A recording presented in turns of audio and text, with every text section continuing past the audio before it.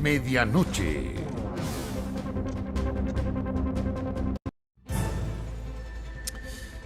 Este lunes, el gobernador regional del Biobío decidió aceptar las renuncias de 3 altos funcionarios, producto de su vinculación política con la polémica por el denominado caso Convenios. Se trata de Rodrigo Martínez, administrador regional, Rodrigo Larcón, jefe de gabinete, y Simón Acuña Medina, jefe de la División de Desarrollo Social y Humano.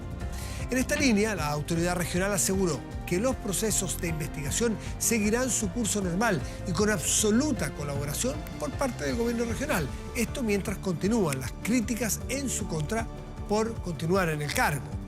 Bueno, además, durante la jornada, detectives de la PDI junto con la Fiscalía Anticorrupción y la fiscal María José Aguayo allanaron el gobierno regional, donde se incautó documentos y computadores desde las oficinas. Todo esto en el marco de la investigación de 6 casos relacionados presuntamente con millonarios traspasos de dinero vía trato directo a organizaciones. En esta línea, desde la Gobernación Regional aseguraron que prestaron completa colaboración y que presentaron 14 medidas profundas para mejorar la transparencia y la eficiencia en la asignación de recursos. Cuando el día termina, comienza medianoche. Presentamos Medianoche. Y nos acompaña un, no voy a decir viejo conocido porque alguien puede tomárselo mal, pero un político que tiene ya trayectoria, que ha estado muchas veces con nosotros y que hoy están en otro espacio, buscando un espacio nuevo. Es el ex ministro, secretario general de gobierno, Marcelo Díaz, ex militante del Partido Socialista, hoy de UNIR. Marcelo, ¿cómo estás? Muy buenas noches. Bien, muchas gracias. Gracias Matías, por estar aquí. Gracias por lo de no viejo. Pero No. Hay que asumir. Experimentado y acarreteado, político, aunque muy joven. Bueno, este movimiento político UNIR, al cual tú te uniste después de salir del Partido Socialista, hoy, desde el fin de semana me explicabas, se agregan, se incorporan a Comunes. Es un partido del Frente Amplio. Así es. UNIR es uno de los 2 movimientos que integran el Frente Amplio. Están los partidos, RD, Convergencia Social y Comunes. Y luego de una deliberación, nosotros decidimos, por un proceso de diálogo que tenemos con Comunes, incorporarnos desde hoy día, o desde el sábado más bien, que tuvimos nuestro Congreso Nacional, el tercer Congreso Nacional, ya con militantes formales del Partido Común. Y estamos muy contentos de la decisión que tomamos. Ahora, estamos hablando de partidos, porque antiguamente los partidos eran masas de gente. Los partidos son cosas chicas hoy día. Así es. ¿Cuántos militantes tenía UNIR el viernes pasado? ¿Cuántos tiene Comunes con ustedes adentro hoy día? Para dimensionar. Es que desconozco el número de militantes que tiene Comunes. Nosotros teníamos entre 200 y 300 militantes. Pero yo comparto contigo esa aseveración. Hoy día tenemos un sistema de partidos muy fragmentado. Entre otras cosas, la decisión de ingresar a Comunes tiene que ver, por cierto, con las conversaciones que tuvimos con su presidente, Marco Velarde, con su secretaria general, Josefina Villar, que fueron, yo diría, capaces de generar un clima muy fraterno, de mucha coincidencia sustantiva respecto de los desafíos que tenemos como país y como gobierno, porque ambos somos parte del Frente Amplio. También una convicción, que creo que en especial dentro del Frente Amplio, Comunes es quien más ha cultivado esta reflexión. Y es que el Frente Amplio tiene responsabilidades que van mucho más allá de su propia historia, ¿va? Porque es una coalición, probablemente uno podría compararla con lo que fue la DC y los tiempos de Frei Montalva, que en muy poco tiempo se convirtió en actor político capaz de llegar a la primera magistratura del país, de que el presidente de la República hoy día sea un militante del Frente Amplio. Entonces eso demanda de la fuerza del Frente Amplio una responsabilidad mayor. Nosotros hace más de un año tuvimos nuestro segundo congreso, pero desde antes, cuando yo todavía era diputado, veníamos reflexionando respecto de lo desafortunado, lo desaconsejable que era permanecer al Frente Amplio dividido en 3 partidos y en 2 movimientos. La necesidad de converger en una sola fuerza, que no es una tarea orgánica, una tarea política básicamente, que tiene 2, yo diría, sentidos. Primero, brindar el respaldo que requiere y que merece un presidente como el que tenemos hoy día, que es presidente de nuestra fila en primer lugar. Luego a Prounidad y hoy día la coalición que se ha denominado Alianza de Gobierno, todos los partidos que forman parte del gobierno. Dignidad, Socialismo Democrático. Pero también porque las coaliciones tienen que ser capaces de proyectar su plataforma, sus aspiraciones, su agenda, mucho más allá del límite de duración de un gobierno. Entonces el Frente Amplio tiene una responsabilidad con el presidente Boric y tiene también una responsabilidad con su propio proyecto. Y en ese sentido la reflexión que UNIR venía haciendo, de impulsar la creación de un solo partido del Frente Amplio, yo diría fue acogida, fue mucho más elaborada, mucho más desarrollada en Comunes, y hoy día es una agenda. Fíjate que el viernes, antes de que empezara nuestro Congreso el día sábado, un acuerdo de la Mesa Nacional del Frente Amplio que primero vez formalmente llama a toda su militancia, a los militantes de RD, de Convergencia Social, de Comunes, de Plataforma Socialista y del propio Movimiento UNIR a avanzar en un gran proceso de unidad política, social y orgánica del Frente Amplio. Te está saltando una etapa a lo que te quiero preguntar, para unir, para entender desde la génesis, desde las bases mismas de estos movimientos que juntan luego al Frente Amplio. ¿Por qué ustedes deciden unirse a Comunes y no a RD, por ejemplo, que es el partido más grande? ¿Tiene que ver con la coyuntura? No, porque no, RD no. está pasando por un momento muy delicado por lo que hablábamos. Para nada, y por el contrario, yo creo que es importante que el resto de las fuerzas políticas del Frente Amplio acompañemos a RD en este proceso. RD es un partido importante de la coalición, probablemente era el partido más identificado con el Frente Amplio hasta antes de la asunción del gobierno. Uno tiene que, cuando hay crisis tan profundas como esta, como la que está viendo RD, no tiene que aprovechar esa circunstancia para intentar crecer, por el contrario, tiene que aprovecharla para acompañarlos, porque van a tener que vivir un proceso complejo de revisión, de depuración incluso, de repensar su propia identidad y de recuperar también la imagen, que por cierto está muy golpeada. ¿Por qué eligieron Comunes? Nosotros elegimos Comunes, yo creo, por dos cosas. Primero, por una cuestión de identidad. Hay mucha similitud o más afinidad entre lo que es la expresión social, política y cultural de la militancia UNIR, que viene de la tradición socialista en su inmensa mayoría, pero también porque Comunes representa una alternativa de transformación popular y social que a nosotros nos hace sentido. Y lo decía hace un momento, porque creo que hasta el llamado que el presidente hace, el presidente Boric, en el aniversario de Convergencia Social, había más resistencia, o menos, no diría más resistencia, yo diría menos convicción y menos reflexión estratégica respecto de lo importante que es para este periodo político y para el que viene que el Frente Amplio avance hacia la creación de un solo partido. Y en estos momentos más de crisis... Dijiste, perdón, Comunes, que tiene una base más popular. De la crítica que se le suele hacer a RD es que es élite. Élite progresista, pero voy a decir como coloquialmente se le trata. Un partido, no se ofenda a nadie, porque no lo inventé yo, digamos. Ñuñoíno. Ñuñoíno en el sentido de... Puede ser peyorativo, pero no, es descriptivo a una clase media alta, acomodada, con buenos ingresos, con buenos accesos a las universidades, en fin, que ese es como el mote de RD. No, yo creo ¿Es que contrario a eso lo que tú me dijiste, que van a no. Comunes porque es más de base popular? No, yo creo que primero es una caricaturización. Yo he tenido la posibilidad, por ejemplo, de hacer campaña en la región de Coquimbo o en Valparaíso con militantes de Convergencia Social, de RD en Comunes. Yo diría que son militancias bastante parecidas, bastante similares. Pero hay en la propuesta programática de Comunes un acento en la construcción de lo popular, desde lo territorial, que es muy propio de la entidad de la que nosotros provenimos también, del socialismo, ¿no? Que asienta mucho su presencia en las poblaciones, en los territorios, en los sindicatos. Esa construcción, que tiene que ver mucho más con lo territorial o popular, claro, tiene matices respecto a lo que es la expresión de Convergencia o RD, que tiene origen más universitario, pero eso no significa que su militancia, a mí me parece incluso que ese es un mote que tiende a ofender incluso a la gente de Ñuñoa, ¿no? Los convierte en una suerte de caricatura. Ni los ñuñoínos son una caricatura, ni los militantes de estos partidos tampoco.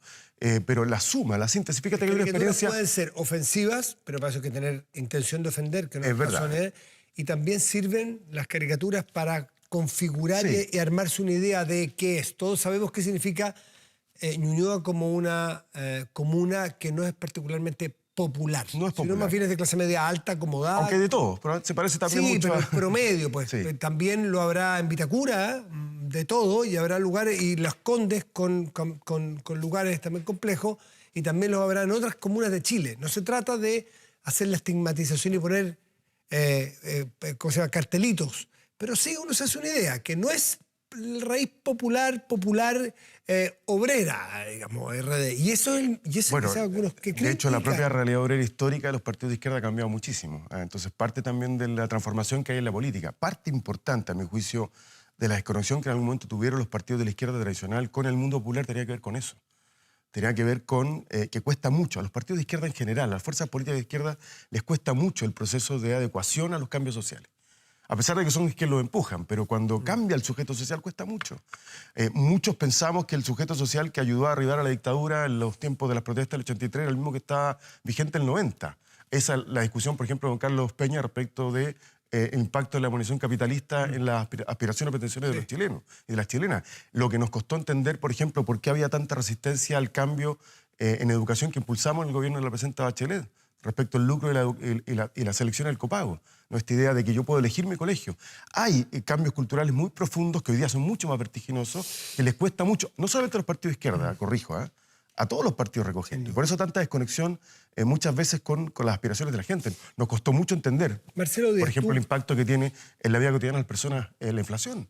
¿Cuánto le costó a la política, en especial a los partidos de izquierda? Claro, porque la inflación era un animal en extinción en Chile, no existía. Bueno. Y apareció un ejemplar. Cuando aparece, muestra... Y nos mordió. Exactamente. Y pensábamos que estaba extinto y lo mirábamos como parte del pasado solamente. Lo cual es una mirada frívola, totalmente frívola y desconectada con la realidad. Sin duda. Y eso era la campaña del terror, entonces no importaba hacer retiros y en fin. Pero en fin, ahora te incluyes con unir a comunes, por lo tanto, Frente Amplio, por lo tanto, gobierno. Tú eres de una generación etaria, un poco, y por experiencias y vivencias personales, mayor que esta generación. ¿Cómo estás viendo este gobierno de tu experiencia? ¿Cómo estás viendo esta generación desenvolverse en el poder? Mira, yo creo que estamos en un momento muy complejo. Creo que hay un sedazo de responsabilidad política que debiésemos volver a poner al conjunto del sistema político. Yo recuerdo que estaba aquí como vocero precisamente, haciéndonos cargo de una profunda crisis de credibilidad y legitimidad del sistema político como consecuencia de los casos Pentis o Kimmich.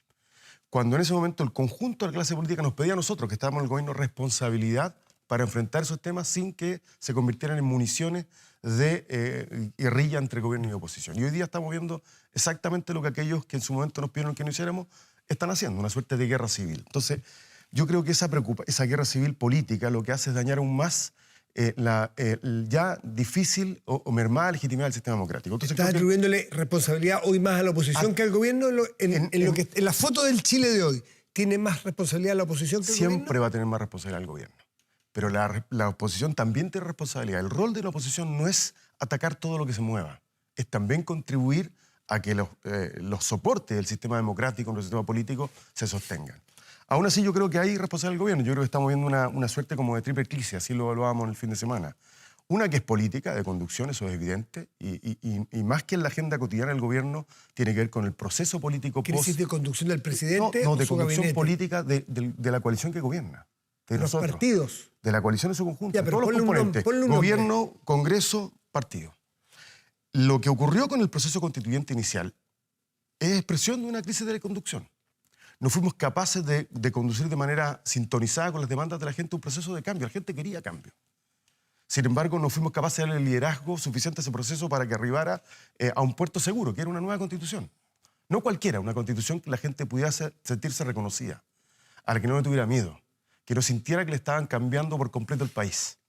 Y tú, que estuviste en la campaña de la prueba y todo, ¿no te diste cuenta en su momento que la propuesta constitucional, voy a decir con tus propias palabras, le daba miedo a los chilenos? No, yo creo que nos dimos cuenta. ¿No se dieron cuenta o no quisieron ver eso? Nos dimos cuenta, intentamos corregirlo con ese acuerdo que se firmó entre los partidos. Nosotros concurrimos a esa firma de cambios posibles a hacerle a la Constitución si es que se aprobaba, pero eso ya era, a mi juicio, una reflexión tardía, una reacción tardía a una percepción probablemente equivocada de que el proceso estaba garantizado.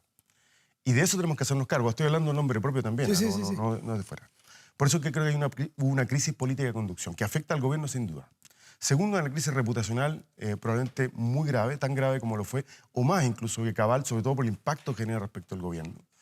¿Esto es peor que Cabal? Yo creo que sí, fíjate, porque nosotros tuvimos en Cabal y en Soquimich y en Penta un escenario distinto. Como gobierno primero no teníamos oposición política. La derecha estaba preocupada básicamente de los juicios que se abrían, que terminaron incluso con un senador privado de libertad, claro. Y con varios otros. Exactamente. Por tanto, nuestro interlocutor político estaba en el suelo. Hoy día la derecha, por el contrario, está con fuerza, yo diría con una fuerza excesiva, intentando infligirle daño al gobierno sin que tenga conciencia de que esos daños son sistémicos. Segundo, teníamos todavía 4/7 en ambas cámaras, mayoría parlamentaria. Y por tanto pudimos llevar ante nuestra agenda. Pudimos tomar decisiones. Fíjate que a propósito de la reflexión de este gobierno, nosotros siempre pensábamos en el gobierno que había que tener flexibilidad táctica, pero fidelidad estratégica. Voy a poner un ejemplo, la gratuidad. Teníamos en el seno de la mayoría una discusión. Si optar por un 70% de gratuidad, como lo que tenemos hoy día, era una renuncia o era un acto de realismo. ¿Te acuerdas de esa expresión de realismo sin renuncia? Y nosotros teníamos la convicción de que era un acto de fidelidad estratégica, pero de flexibilidad táctica. No teníamos ni los votos ni los recursos. Y lo que la presidenta decidió en ese momento es que el derecho había que establecerlo, garantizarlo y vivenciarlo.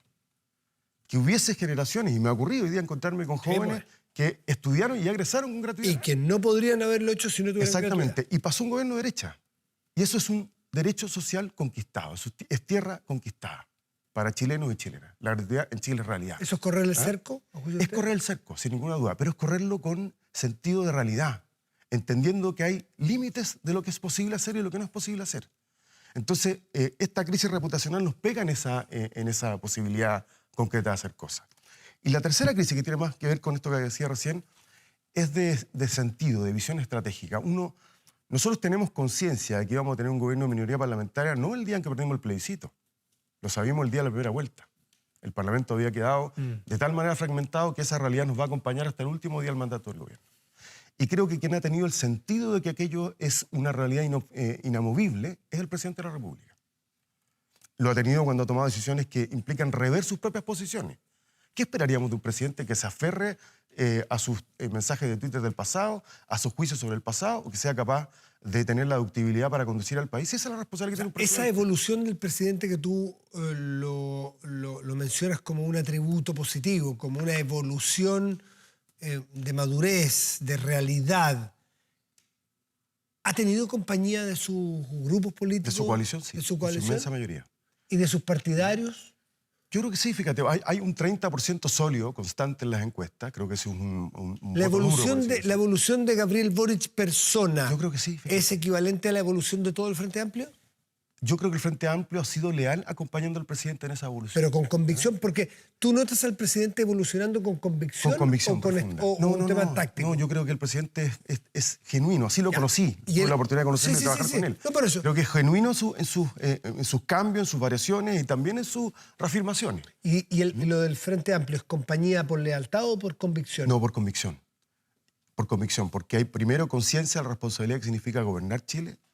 Segundo, porque hay conciencia, también hay un acto de madurez. Fíjate que yo creo que eso hay que asumirlo como tal. No es lo mismo ser oposición que ser gobierno. No es lo mismo, y yo recuerdo un ejemplo que ponía mi propia experiencia vital. Yo fui diputado 2 periodos, luego ministro y luego volví a ser diputado. Y en mi segundo paso por la Cámara de Diputados, decía que mi gran diferencia, el juicio distintivo del rol de parlamentario, el rol de ministro, es la conciencia que tiene uno respecto de la capacidad real que tiene de empujar transformaciones, del número y volumen de esas transformaciones. Te lo pongo de otra forma. Si fuesen más adelante, por alternancia en el poder propio de una democracia, les tocara a este grupo que gobierna estar en la oposición, ¿tú no crees que volverían a este identitarismo? Son temas como contra el TPP-11, del extractivismo, de oponerse al sistema de capitalización individual, que no volverían a los retiros, que no volverían a un montón de políticas las cuales la gente los asocia mucho, como cuando ellos fueron... A ver, uno no cambia su identidad, no cambia su matriz. Casi todos los ejemplos que me has puesto tú son ejemplos de políticas públicas, no de convicciones, no de definiciones. Pero que están anclados en una convicción ideológica. Por supuesto, esa convicción no cambia, pero uno también va estableciendo procesos de aprendizaje. Gobernar es un ejercicio tremendamente difícil. Gobernar, yo siempre he sido contrario al régimen hiperpresidencialista que tenemos y que probablemente vamos a tener, hace mucho más difícil gobernar porque los incentivos para cooperación prácticamente no existen. Fíjate que hay una a propósito de España, perdón que me vaya para allá, yo ponía un ejemplo, le comentaba esto siempre a los diputados del Frente Amplio, que en mi experiencia, cuando mirábamos a España había un error. Mirar al Podemos y no a la experiencia correcta. La experiencia correcta, si uno mira la experiencia del propio Frente Amplio, debiese ser Pedro Sánchez, que desde una izquierda que se fragmentó después de la crisis de los indignados, la movilización de los indignados, le surgió el Podemos al lado y lo que hizo Pedro Sánchez fue recuperar el PSOE para disputar el territorio de la izquierda. Y desde ahí ha construido una mayoría de cambio social, de transformación. El Frente Amplio ha hecho lo mismo, pero desde el gobierno. Eso significaba aprendizaje, significaba aprender también de sus aciertos, pero también de sus errores. Y sin duda significa que en el futuro nuestros roles en el gobierno de oposición tienen que estar permeados por esta experiencia que hemos vivido. Me parece que es lo positivo también de estos procesos de cambio. Y quien ha liderado, a mi juicio, esa reflexión es el propio presidente. El propio presidente. Marcelo Díaz, exministro, exdiputado, muchas gracias por estar aquí. Muchas gracias. Ahora, político miembro del Frente Amplio, desde ahora. Lo era, no se lo pero reconozco. unir también, unir pero aparte del Frente no como Amplio. partido. como movimiento. Pero estamos al Frente Amplio desde el año 2020. Ahora en comunes. Gracias. Muchísimas gracias, Marcelo, Gracias por haber venido esta noche. Vamos a hacer una pausa y volvemos. Esperemos.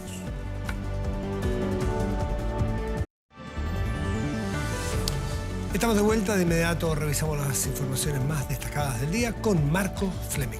Hola Matías, hola a todos en su casa. Comenzamos el resumen informativo aquí en Medianoche. La Corte Suprema ratificó el desafuero de la diputada María Luisa Cordero por los dichos realizados en contra de la senadora Fabiola Campillay.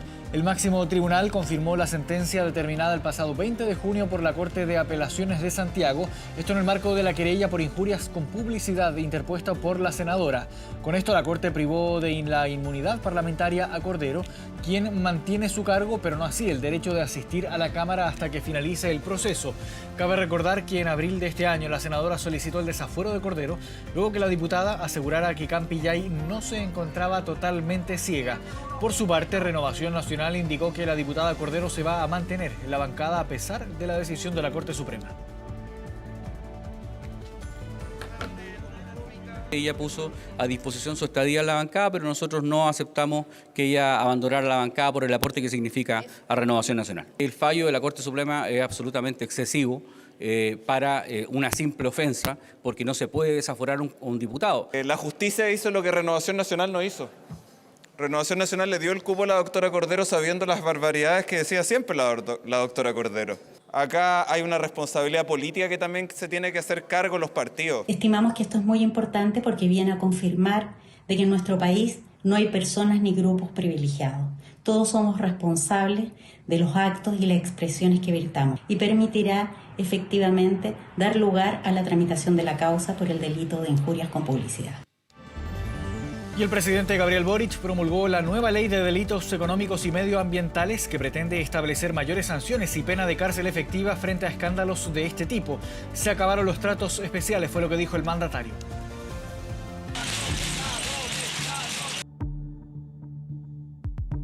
Importante la clase de ética, ¿no? Son casos emblemáticos con un denominador común, porque si bien en los escándalos de venta o de la colusión de las farmacias hubo condenas y multas, sus involucrados terminaron asistiendo a clases de ética. Eso es lo que busca cambiar con la nueva ley de delitos económicos promulgada por el presidente Boric. Por muchos años la ciudadanía ha visto con impotencia cómo los que son llamados delitos de cuello y corbata suelen recibir castigos menores que otros delitos, aun cuando involucran grandes sumas de dinero. Que hay una percepción en la ciudadanía de que a veces parecieran existir dos justicias, una justicia para ricos y una justicia para pobres. Normativa que surgió de un grupo transversal de diputados y que busca garantizar que las colusiones, delitos tributarios o repactaciones unilaterales puedan tener mayores sanciones y, por qué no, cárcel efectiva. Pero ¿qué califica como delito económico? Se definen 4 categorías: los que atentan contra el mercado de valores, delitos tributarios y contra el medio ambiente, aquellos que involucran a funcionarios del Estado y, por último, el lavado de activos. Mi padre me había enseñado que había nacido en un país donde lamentablemente muchas veces robar una gallina era más grave que defraudar un banco. ¿No os parece, como Ministerio Público, que esta reforma contribuye a contar a que tengamos en Chile una ley penal que trate de forma más equitativa, más justa a todas las chilenas y chilenos? Una normativa que no estuvo exenta de polémica. Los empresarios de la CPC ingresaron un téngase presente al Tribunal Constitucional buscando cambiar aspectos de la ley. No hay igualdad ante la ley porque el castigo no tendría que ver con el hecho, sino que con el cargo que se ocupa y el lugar donde trabaja. Moción que finalmente no prosperó al no ser acogida por el Tribunal Constitucional. Tanto el líder de la CPC como la presidenta de la SOFOFA no asistieron a la promulgación de la Ley de Delitos Económicos y la única representante empresarial fue la líder de la Cámara de Comercio de Santiago. Confiamos en que esta ley sobre delitos económicos contribuya a la sanción efectiva de conductas que la sociedad entera rechaza y que rechazamos, y que eleve y mejore el estándar con el cual se dirigen y administran las empresas. Es que aquellas personas que sean condenadas por delitos económicos quedarán inhabilitadas para ejercer cargos públicos y gerenciales y para suscribir contratos con el Estado. Un cambio fundamental es que cuando el delito tenga una pena de cárcel es mucho más probable que deba cumplirse efectivamente con privación de libertad. Nueva ley que pretende poner mano dura a los delitos de cuello y corbata y que busca combatir la sensación de impunidad que han dejado diversos escándalos económicos. Seguimos con política. La oposición endureció los cuestionamientos a la gestión del gobierno y ahora apuntó a la actual directora de presupuestos. Su rol fue defendido por el ministro de Hacienda, Mario Marcel, mientras, por otra parte, no se descarta que se convierta en una de las funcionarias del Ejecutivo que sea llamada a declarar por el caso Convenios. Su nombre no es de los más conocidos por la ciudadanía, pero el de Javiera Martínez, directora de presupuestos de esta administración, logró protagonismo en el polémico caso Convenios. Para la oposición no hay dudas y ella es la principal responsable de los cambios que flexibilizaron la ejecución del presupuesto 2023 en la partida de gobiernos regionales. Hoy diversos GOR están en la mira por sus traspasos realizados a distintas fundaciones. Este país ha tenido muy buenos directores de presupuesto, pero a ninguno de nosotros, a ninguno, le tocó hacer un ajuste fiscal como el que tuvimos durante el 2022. Javiera Martínez lo hizo con brillantez. La defensa de Marcel fue más allá y a Martínez la calificó como la mejor directora de presupuesto desde el retorno a la democracia. A Chile Vamos le llama mucho la atención la operación blindaje de la directora de presupuesto, cuando es evidente que en la dirección de presupuestos se dejó que pasaran cosas. Todas estas acciones permitieron o hicieron más fácil que este mecanismo para defraudar al fisco de todos los chilenos operara. Y es más grave aún, la directora de presupuestos no puede haber actuado sola. No hay confianza en la oposición por la autonomía otorgada a los gobiernos regionales y no es la única crítica. También se le cuestiona su rol por el Consejo de Auditoría Interna del Gobierno, dependiente de las Express, que dejó de reportar las transferencias a terceros mientras el ministerio estaba bajo el mando de Giorgio Jackson, un consejo que el gobierno busca fortalecer con nuevas herramientas. Vamos a solicitar el desarchivo del proyecto de la presidenta Michelle Bachelet y presentar una indicación que permita actualizar, obviamente, esta normativa. ¿Vino a recomponer las relaciones o no? Vine a visitar a Jackson, pero me equivoqué de oficina, la verdad. Las bromas en la moneda del senador socialista que más cuestionamientos ha dirigido al ministro Giorgio Jackson, a quien trató como el líder de la banda, uno de los principales promotores para que se genere un cambio de gabinete con Jackson a la cabeza. Ya que el ministro Jackson pareciera no acusar recibo de la envergadura del problema, el presidente tiene que tomar una medida de ese calibre, porque el problema es que está paralizada la agenda. De una vez por todas, tome decisiones y se cambien a los ministros, que se haga una reforma del gabinete que enfrente estos hechos de corrupción. Si hay alguien que está pidiendo su renuncia, es más bien porque quiere cuenta o tiene cuentas pendientes con él en el pasado, porque no le cae bien, por declaraciones que haya dicho antes, etc. Desde la moneda han descartado un ajuste y fue el propio presidente de la República quien este domingo envió una señal en su cuenta de Instagram. Se vienen semanas intensas, pero sepan que lo vamos a sacar adelante, que estamos trabajando para ustedes, que yo estoy motivado, que estoy con mucha actitud para enfrentar los desafíos, los problemas que tenemos, que tengo un buen equipo. Parte de ese equipo hoy es observado por la Fiscalía, que investiga el caso Convenios y que en carpeta tiene los nuevos antecedentes sobre el Consejo de Auditorías. De momento estamos investigando todos los antecedentes, todos los hechos que son relevantes para el esclarecimiento de los mismos, sobre diligencias puntuales que pudieran haberse realizado y sobre particulares ruegos no las interpreten en el sentido que lo esté negando o lo esté aseverando. El Ministerio Público también mantiene abierto un escenario que preocupa a la moneda, el eventual llamado a declarar de diversas autoridades de esta administración, como la directora de presupuestos, el ministro de Vivienda y el ministro de Desarrollo Social. Para poder hacer las indagaciones que le corresponden al esclarecimiento de los hechos, siempre se llama a declarar a distintas personas en distintas calidades. El gobierno no va a hacer más ni menos que lo que le corresponde, que es siempre contribuir y colaborar con la justicia.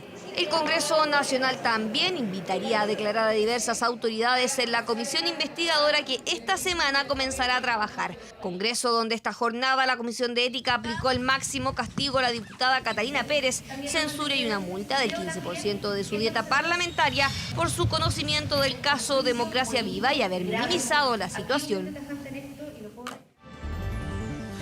Por 4 horas se extendió el allanamiento a las dependencias del gobierno regional del Biobío en el marco de la investigación por millonarios traspasos de dinero a fundaciones. Luego de estas diligencias, en las que se incautaron computadores y documentos, la Fiscalía confirmó que ya existen personas en calidad de imputadas por fraude al fisco, enriquecimiento ilícito y también negociación incompatible. Mediodía y detectives de la Brigada de Delitos Económicos de la PDI irrumpen en el gobierno regional del Biobío. Orden en mano, inician el despliegue en unidades clave. La misión, recabar los antecedentes del traspaso de dineros a 5 fundaciones que son investigadas por los delitos de fraude al fisco, enriquecimiento ilícito y negociación incompatible. Entre ellas, la Fundación Enti, la misma que recibió 250 millones de pesos para el desarrollo de proyectos en el barrio norte de Concepción y que fue gestionada por la ex candidata a diputada Camila Polisi. Su uso de la cuenta corriente de un organismo técnico de capacitación OTEC, ligada a su pareja, como cuenta personal, donde incluso compró ropa íntima, detonó el escándalo. Una de las 32 fundaciones investigadas a lo largo del país. Las va a llevar adelante, va a seguir con ellas, cumpliendo tal como lo hacen las demás fiscalías, con un mínimo de diligencia que hemos fijado como criterios generales y también decretando aquellas que sean necesarias para la realidad de cada región. Encabezó la diligencia la fiscal de la Unidad de Alta Complejidad del Biobío.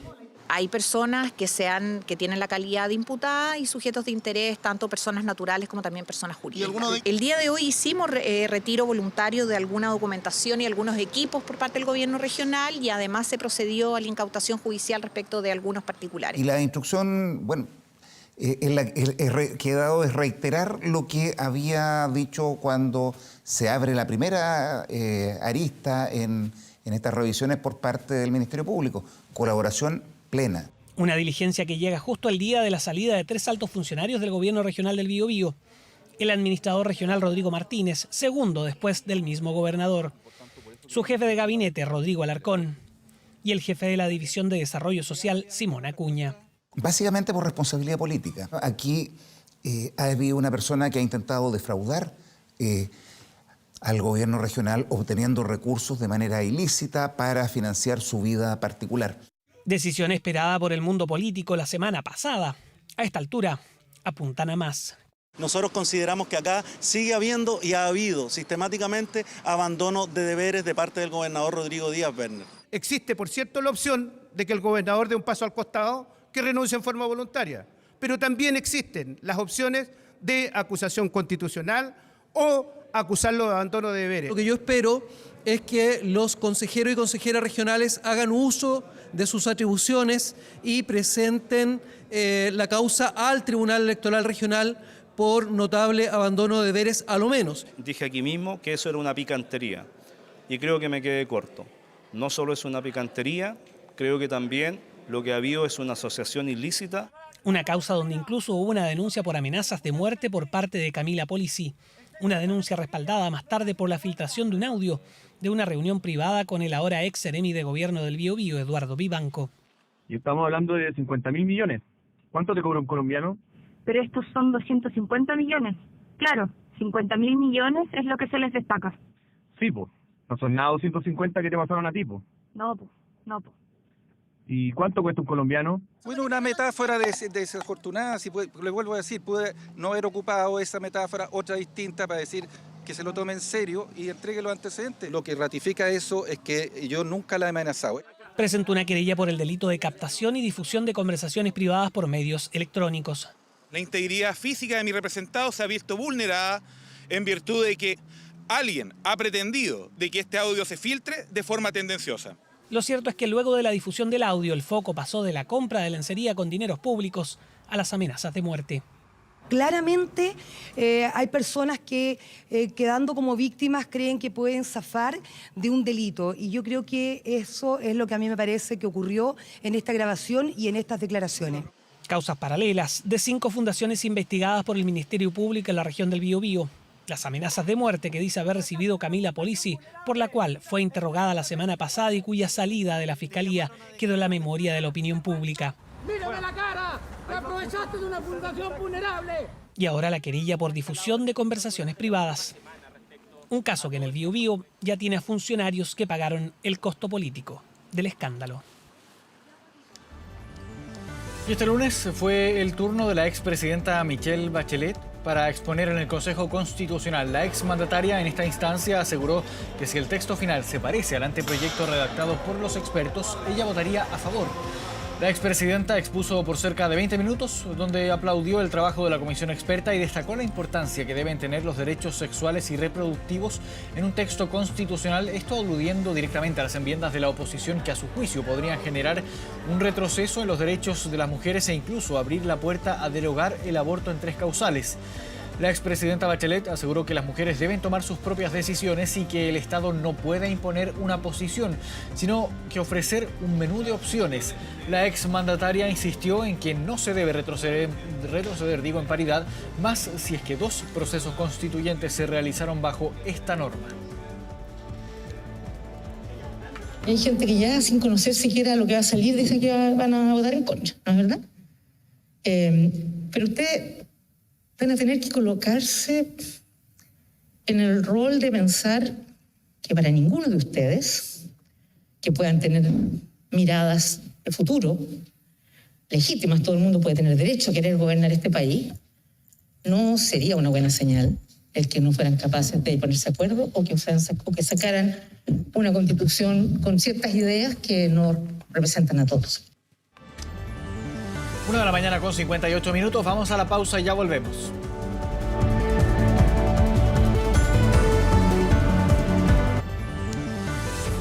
Dos de la mañana con 3 minutos, estamos de regreso en medianoche. Con aplausos y un emotivo homenaje fue despedido el destacado actor nacional Luis Alarcón, quien participó en más de 45 películas, 40 teleseries y 90 obras de teatro. Un artista que traspasó generaciones y que dejó un importante legado en nuestro país. Esta no es la despedida. Pasó su última noche sobre las tablas del Teatro Oriente, donde fue despedido por su familia y sus colegas actores. Un último adiós con música chilena y cientos de aplausos. Un aplauso que reviente por el gran Lucho Alarcón.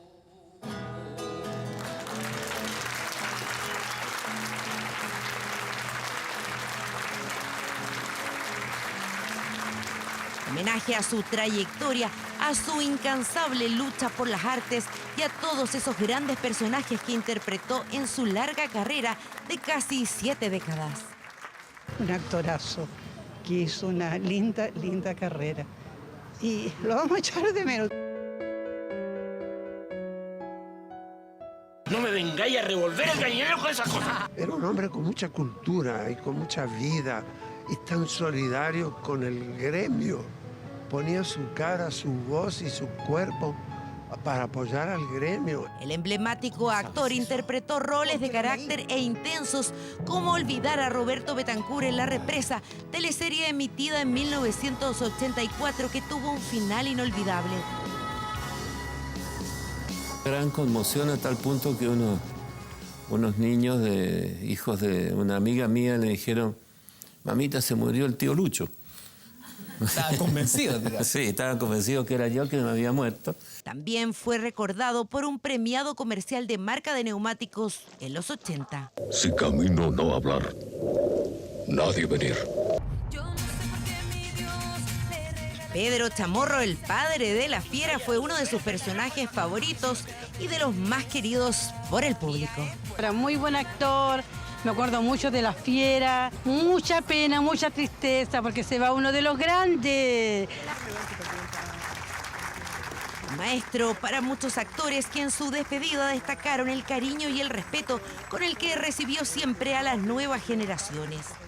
Hay distintos tipos de maestros. Él era un tipo bastante especial, que tenía un método muy personal para trabajar. Y yo coincidía mucho con él, quizás porque somos coterráneos probablemente, no lo sé. Recuerdo haber trabajado con él en una obra maravillosa que se llamaba La Asamblea de los Pájaros, que era un viaje de los pájaros a encontrar la sabiduría.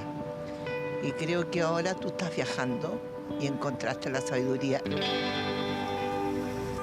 Hombre de televisión, cine y teatro, su público también lo lloró y lo recordó en su paso por la Pérgola de las Flores.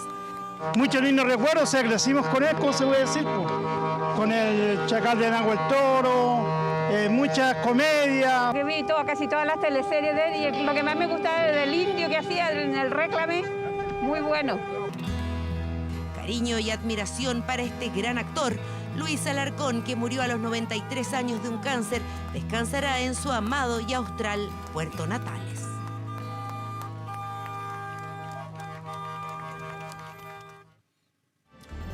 Y antes del plazo estipulado por la ley, TVN logró en todas sus concesiones, tanto en capitales provinciales como regionales, completar el proceso de digitalización.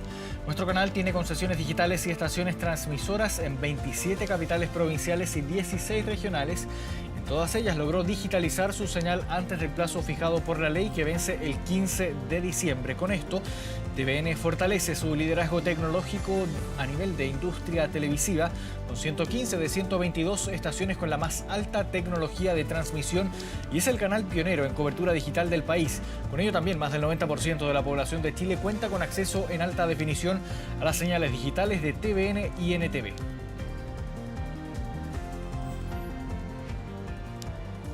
Bueno, estamos muy contentos de poder contar que TVN ha cumplido con este proceso de digitalización bastante antes de lo previsto por la ley. Tenemos ya digitalizadas nuestras capitales regionales y también las capitales provinciales, 27 que corresponden a lo señalado precisamente por la ley. Y la verdad que es un ejemplo de cómo la Televisión Nacional de Chile avanza en este proceso de democratización de la televisión digital para alcanzar todos los rincones del país lo antes posible. Cambiamos de tema y nos vamos a las calles de Santiago. Francisco Chaparro tiene el informe policial de esta madrugada. ¿Cómo está, Francisco? Buenas noches.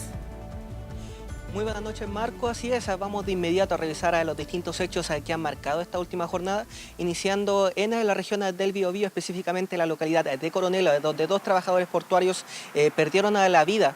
Todo esto ocurre al interior de un buque dedicado a todo lo que es el traslado y descarga de carbón, y estos 2 trabajadores estaban en la zona de las bodegas realizando todo lo que es la descarga de este material, cuando por motivos que aún se están investigando se desvanecen mientras se estaban realizando todos estos trabajos. Sus distintos compañeros se percatan de lo ocurrido y rápidamente dan aviso a las autoridades. Allí es personal SAMU quienes llegan al lugar, sacan a los cuerpos desde la bodega hasta la cubierta, donde se comienzan a realizar todas las maniobras de reanimación con el fin de poder salvar sus vidas, pero pese a los esfuerzos médicos que se estuvieron realizando en el lugar, las víctimas fallecieron casi de forma instantánea. De momento se desconoce cuáles habrían sido las causas, si es que sufrieron algún tipo de lesión mientras estaban descargando estos materiales. De qué momento se sabe es que se desvanecen en el lugar, y todos los trabajos que se están realizando por parte de los equipos especializados con el fin de poder esclarecer esta situación. Tenemos declaraciones que entregaron desde el puerto que pasamos a revisar de inmediato. 2 de sus trabajadores portuarios habrían perdido la conciencia dentro de las bodegas de un buque que se encontraba descargando carbón. Rápidamente, el mismo personal de turno y personal de SAMU efectuaron la evacuación hasta la cubierta del mismo buque, practicando labores de primeros auxilios sin obtener resultados positivos. Vamos a cambiar de tema, volvemos hasta la región metropolitana, donde una trabajadora resultó baleado en medio de un violento asalto que afectó a una panadería en Quinta Normal. Una situación que ocurre a eso de las 9 de la noche, cuando al menos 3 desconocidos, 3 delincuentes ingresan hasta esta sucursal para intimidar a los distintos trabajadores, a 2 mujeres que estaban en el interior, pero un tercero se percata de toda esta situación, se dispone a ayudar a ambas víctimas, y es entonces que se resiste a este violento asalto, y uno de los delincuentes disparó en al menos una oportunidad, hiriendo la zona del tórax a este trabajador, el cual tuvo que ser rápidamente llevado de urgencia hasta el hospital Félix Bulnes, donde de momento permanece internado, pero ya fuera de riesgo vital luego de todos los trabajos que estuvo realizando el equipo médico. Por otro lado, los delincuentes lograron concretar este violento robo, llevándose al menos 4 millones de pesos en efectivo, que era la recaudación del día y que también estaba al interior de la caja fuerte de esta panadería, y es personal de la Bocar en conjunto con el OS9 los encargados de realizar todos los trabajos correspondientes con el fin de poder esclarecer esta situación y también dar con el paradero de los autores de este delito. Tenemos declaraciones al respecto que pasamos a revisar de inmediato. Llegaron 3 sujetos armados a robar el local. Se llevaron el dinero que había en la caja y lo que se ha hecho en el realizo del día. Y pues había un compañero de nosotros de trabajo estaba ahí se opuso al asalto y recibió un impacto de bala. Estaban las niñas ahí y las intimidaron fuerte y también dice una de las niñas que la estaba tocando el delincuente, entonces debe ser por eso que él más que todo hizo la resistencia. Teniendo graves lesiones, obviamente, siendo derivado de inmediato al hospital Félix Bulnes en Samu, donde se contrató por personal de Carabineros que se encuentra fuera de riesgo vital. Concretan el robo, se llevan la suma de 4 millones alrededor de pesos en efectivo que se mantenía en la caja fuerte y huyen en un vehículo de color oscuro en dirección desconocida. Revisamos otras informaciones, nos trasladamos ahora hasta la comuna de La Pintana, donde un hombre de 28 años falleció luego de recibir un impacto de bala. Todo esto ocurre en lo que es el sector de calle El Bosque con Violeta Parra, cuando la víctima iba camino a su domicilio luego de estar realizando distintas compras en una botillería local, donde aparentemente habría tenido una discusión con uno de los vecinos. Este lo sigue hasta por todo el trayecto de camino hasta su vivienda y es entonces que saca un arma de fuego con la que percuta múltiples disparos en contra de la víctima, hiriéndolo en la zona de la cabeza. Distintos testigos que presenciaron esta situación rápidamente trasladan a esta persona herida hasta el hospital Padre Hurtado, donde llegó fallecido ya sin signos vitales, y el equipo médico da aviso de lo ocurrido a personal de Carabineros para que inicien así todas las diligencias correspondientes con el fin de poder esclarecer esta situación, o cómo aislar el sitio del suceso, también tomar declaración a distintos vecinos quienes hayan presenciado lo ocurrido, con el fin de poder recabar la mayor cantidad de antecedentes posibles y así dar con la identidad del autor de los disparos, que de momento permanece prófugo de la justicia, mientras se continúan realizando todos los trabajos correspondientes con el fin de poder esclarecer esta situación. El fiscal a cargo se refirió a lo ocurrido, pasemos a revisar parte de sus declaraciones. La víctima salió de su casa, fue a un par de cuadras del lugar, a una botillería, y en el trayecto de vuelta habría tenido un problema con una persona no identificada aún, quien posteriormente lo siguió y le efectuó un disparo. Respecto de rencillas anteriores, no hay antecedentes, sí se habría generado un problema el día de hoy entre la víctima y la persona que le efectuó el disparo. Esa es la Brigada de Homicidios Sur de la PDI, los encargados de realizar todos los trabajos correspondientes a la revisión de cámaras, que también será clave con el fin de poder identificar al autor de los disparos, que de momento permanece prófugo y la policía está trabajando con el fin de poder identificarlo y así también lograr su detención, Marco. Gracias, Francisco, por este contacto. Buenas noches. Vamos a continuación a revisar imágenes que corresponden a la detención del cantante urbano Juliano Sousa. Esto luego de evadir un control policial y atropellar a un carabinero. Todo esto mientras grababa un video musical con decenas de sus fanáticos. Mire. Vamos a hacer cochinaje cuando te busquen la nave. Dale, ponte exótica, puti, pa' que te grabe. Y si fueron las ganas, no sé, pero yo ya quiero verte otra vez. Quizás el nombre de César Pozo Martínez no le suena, pero él es el artista detrás de estas canciones. Apodado como Juliano Sousa, con letras explícitas, ostentando lujos y con ritmos pegajosos, ha logrado convertirse en uno de los reconocidos exponentes del género urbano en el país. Con una carrera cimentada en Estados Unidos, donde vivía desde 2016, fue deportado a Chile hace menos de un mes. Así lo recibían sus fans en territorio nacional.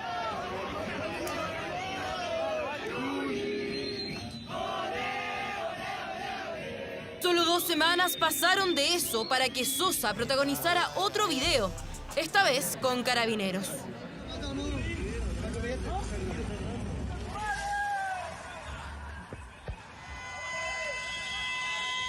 Esta semana, todos los que tengan moto, cuatrimotos, motocross, cualquier moto, vamos a juntarnos en Puente, vamos a ir desde Puente, todo Vicuña, no nos va a pararnos nadie. Así, a través de redes sociales, el cantante urbano hacía un llamado a sus seguidores a participar en la grabación de un nuevo videoclip. Avenida Concha y Toro, frente al Metro Protectora de la Infancia, fue el escenario elegido. Se llenó de motos y de gente, deben haber habido fácil unas 100 personas acá. Pues ya un centenar de motos, pero como te digo, bonito, súper entretenido, yo me entretuve caleta ahí. Poco duró esa entretención, ya que la estrella del evento sería fiscalizada en la cuadrimoto que conducía, sin casco ni patente. Al momento del conteo, la persona evade momento en el que lesiona a uno de los carabineros que lo controlaba. Al igual que la grabación de su video, poco duró su escape, ya que metros más adelante fue detenido entre decenas de fanáticos que lo seguían de cerca. Más allá de la detención, la realización de este video en plena calle ha generado distintas reacciones. Agrupar tanta gente, tanto ruido, tanto sonido, no tienen conciencia. Bueno, si no hacen un mal a nadie, está bien. El espacio público es para todos. No es posible que con prepotencia traten de tomarse el espacio público, imponer su actividad sin respetar que deben seguir el conducto que corresponde para hacerlo. Ahora la grabación tendrá que seguir en pausa, así lo dictaminó la justicia. Obtuvo la prisión preventiva para un imputado formalizado por el delito de maltrato de obra a Carabineros de Chile y el atentado contra la autoridad. 15 días fue lo que Juliano Sosa alcanzó a disfrutar el país antes de enfrentar a la justicia por un videoclip que quizás nunca vea la luz. Internacional. Vamos a Noticias del Mundo Medianoche. En una nueva derrota judicial contra el expresidente Donald Trump, un juez desestimó su demanda por difamación contra la periodista Elizabeth Jean Carroll. El exmandatario había demandado a Carroll luego de que ésta ganara un juicio por agresión sexual en su contra y asegurara en una entrevista que la violó.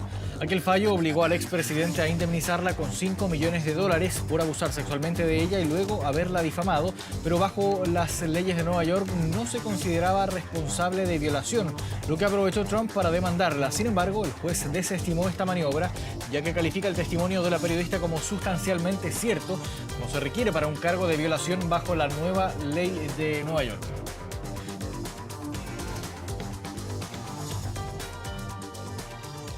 El presidente colombiano Gustavo Petro cumplió este lunes un año de mandato rodeado por polémicas, pero también importantes logros económicos. Un aniversario que llega tras el escándalo con su hijo Nicolás Petro, quien habría recibido dineros de narcotráfico para la financiación de la campaña del mandatario en la costa del país. Según analistas, algunos de los logros de su gestión tienen que ver con un cambio en las prioridades y una agenda concentrada en la lucha contra la desigualdad. En materia económica, la erradicación de generosos subsidios en busca de reducir el déficit fiscal que viene a la baja, una inflación también a la baja desde hace 3 meses, aunque con una actual 12% anual, y el primer semestre con la mayor tasa de inversión extranjera en 9 años es parte de lo que destacan en Colombia.